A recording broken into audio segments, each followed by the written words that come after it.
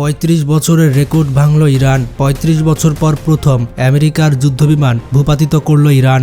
স্ক্রিনে বর্তমানে আপনারা ইরান এবং মধ্যপ্রাচ্যের ম্যাপ দেখছেন। আন্তর্জাতিক রিপোর্ট বলছে গত 2 দিনে ইরানের হামলার ক্ষেত্রে জর্ডানের এয়ারবেস থেকে যুক্তরাষ্ট্র তার যুদ্ধবিমানগুলো নিয়ে সরাসরি সৌদি আরবের মরুভূমি দিয়ে জর্ডান থেকে এভাবেই কুয়েতের আকাশে এসে তারপর আক্রমণ করছে। এটাকে বলা হচ্ছে একটি শেল্টার রুট। যদি কোনো যুদ্ধবিমান ভূপাতিত হয় বা কোনো ক্যাজুয়ালিটি ঘটে তাহলে পাইলটরা কুয়েতের ভূখণ্ডে পড়বে, অর্থাৎ তারা ইরানের হাতে কোনোভাবে বন্দী হবে না। এই কারণেই এসব যুদ্ধবিমান বেশি মিসাইল বহনে সক্ষম ছিল। যেমন এফ স্ট্রাইক ইগল যুদ্ধবিমানগুলো সরাসরি পার্সিয়ান সাগরের লাইনে থাকা দেশগুলোর আকাশ ব্যবহার করে ইরানের দিকে মিসাইল ফায়ার করেছে। আপনি যাই পরিকল্পনা করুন না কেন, বাস্তবতা অনেক সময় পরিকল্পনার সঙ্গে মেলে না।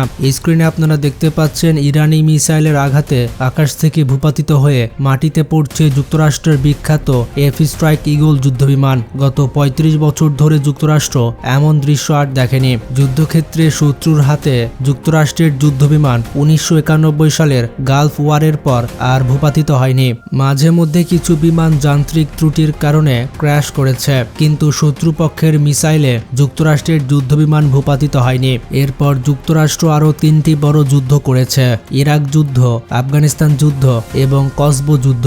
সেখানেও তাদের কোনো যুদ্ধবিমান শত্রুর আঘাতে ভূপাতিত হয়নি। সেই ৩৫ বছরের রেকর্ড এবার ইরান ভেঙে দিয়েছে। মধ্যপ্রাচ্যের উপসাগরীয় দেশ কুয়েতের আলী আল সাম নামক যে এলাকাটি রয়েছে সেটি যুক্তরাষ্ট্রের ঘাঁটি থেকে মাত্র 10 কিলোমিটার দূরে। সেখানেই একের পর এক যুদ্ধবিমান ভূপাতিত করেছে ইরান। কুয়েত সরকার স্বীকার করে নিয়েছে যে অন্তত 3 থেকে 4টি যুদ্ধবিমান একসঙ্গে অনেকটা চেন রিয়াকশনের মতো ভূপাতিত হয়েছে।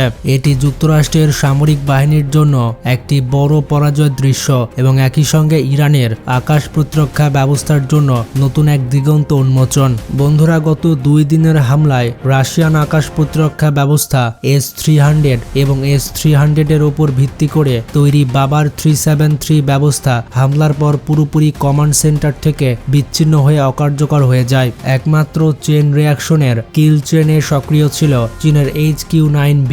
সেই মিসাইল ব্যবস্থার মাধ্যমে কুয়েতের আকাশ থেকে যুক্তরাষ্ট্রের যুদ্ধবিমানগুলো ভূপাতিত করা হয়েছে।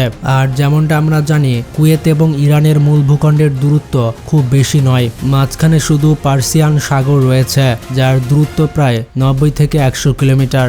আর চীনের HQ-9B ভেরিয়েন্টের আকাশ প্রতিরক্ষা ব্যবস্থা অন্তত 300 কিলোমিটার দূর থেকে লক্ষ্যবস্তু ভূপাতিত করতে সক্ষম। এবার সেই চীনা কিল চেন তার শক্তিশালী নজির দেখিয়েছে এবং ৩৫ বছর পর যুক্তরাষ্ট্রের যুদ্ধবিমান আকাশ থেকে ভূপাতিত করেছে। তাও আবার একটি নয়, অন্তত 4 থেকে 5টি।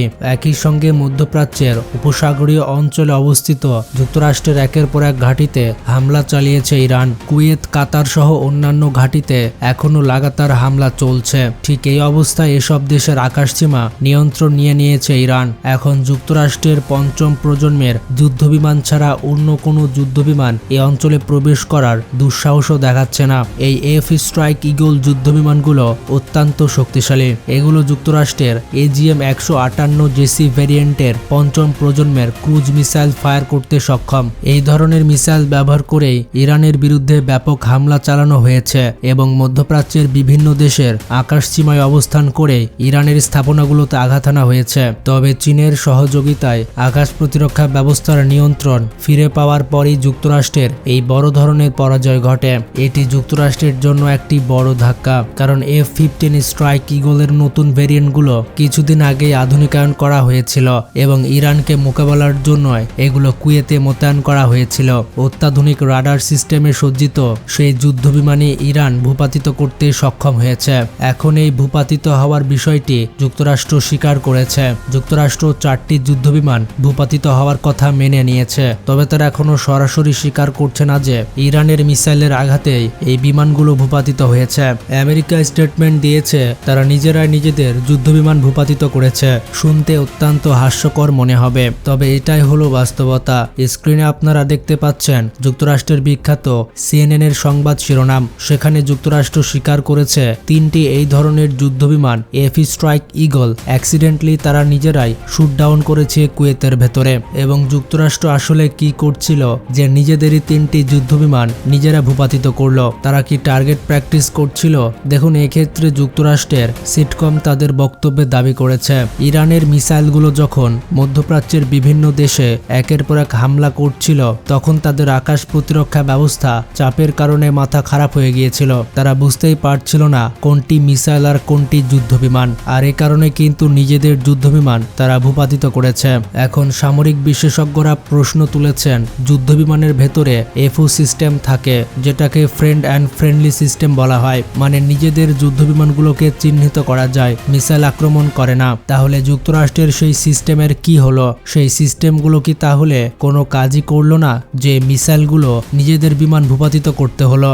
বাস্তবতা হচ্ছে চীনের কিলচেন এবং HQ-9B ব্যাপক নতুন পারফরমেন্স দেখিয়েছে এবং যুক্তরাষ্ট্রকে পরিষ্কারভাবে চোখে আঙুল দিয়ে বুঝিয়ে দিয়েছে F-22 রাফটার যুদ্ধবিমান এবং F-35 দিয়ে কিছু কিছু ক্ষেত্রে হয়তো ইরানের ভেতরে প্রবেশের সুযোগ পাওয়া যেতে পারে, তবে অন্যান্য যুদ্ধবিমান এবং বোমারু বিমান নিয়ে প্রবেশের কোনো সুযোগ নেই। বন্ধুরা, ইরান দীর্ঘ সময় ধরে রাশিয়ার আকাশ প্রতিরক্ষা ব্যবস্থা S-300 এবং বুক ক্ষেপণাস্ত্র সহ বাবার ভেরিয়েন্টের যে আকাশ প্রতিরক্ষা ব্যবস্থা রয়েছে তা ব্যবহার করছে। এটি ব্যবহার হতো রাশিয়ার সেন্ট্রাল কমান্ডের অধীনে। এখন ইসরায়েল এবং যুক্তরাষ্ট্র যখনই হামলা করেছে, হঠাৎ করে প্রথমবারের মতো সেই পুরো সিস্টেম শাটডাউন হয়ে যায়। কি কারণে হয়েছে? রাশিয়ার সহযোগিতা আছে কিনা নাকি ব্যর্থতা, সে বিষয় নিয়ে প্রশ্ন রয়েছে। তবে ইরানের প্রায় 70 থেকে 75% আকাশ প্রতিরক্ষা ব্যবস্থায় সরাসরি রাশিয়ার টেকনোলজির উপরে নির্ভরশীল, যেগুলো শাটডাউন হয়ে যায়, যার জন্যই যুক্তরাষ্ট্র এবং ইসরায়েল হামলার সুযোগ পেয়েছে এবং হামলা করতে পেরেছে। ইরানের এক্ষেত্রে একমাত্র আশা ভরসা ছিল চীনের এয়ার ডিফেন্স সিস্টেম HQ-9B এবং অন্যান্য আকাশ প্রতিরক্ষা ব্যবস্থা, যেগুলো চীনের নিজস্ব কমান্ড সেক্টরের অধীনে কাজ করছিল।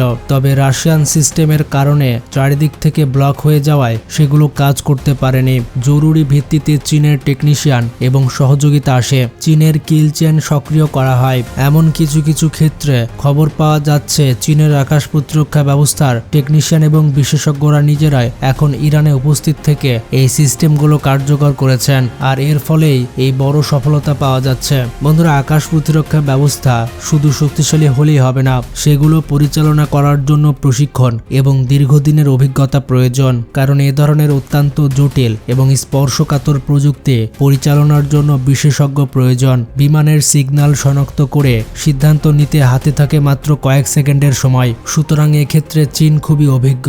ইরান সবেমাত্র নতুন নতুন এই ধরনের আকাশ প্রতিরক্ষা ব্যবস্থা হাতে পেয়েছে, যার কারণে প্রথম দিকে তারা সঠিকভাবে পরিচালনা করতে পারেনি, যেটা কিন্তু পাকিস্তান খুব ভালো মতো পেরেছে। কারণ পাকিস্তান দীর্ঘ সময় ধরে চীনা আকাশ প্রতিরক্ষা ব্যবস্থা ব্যবহার করে আসছে। তো বন্ধুরা, ভিডিওটি সম্পর্কে মতামত থাকলে কমেন্টে জানান আর শেয়ার করে সবাইকে জানিয়ে দিন।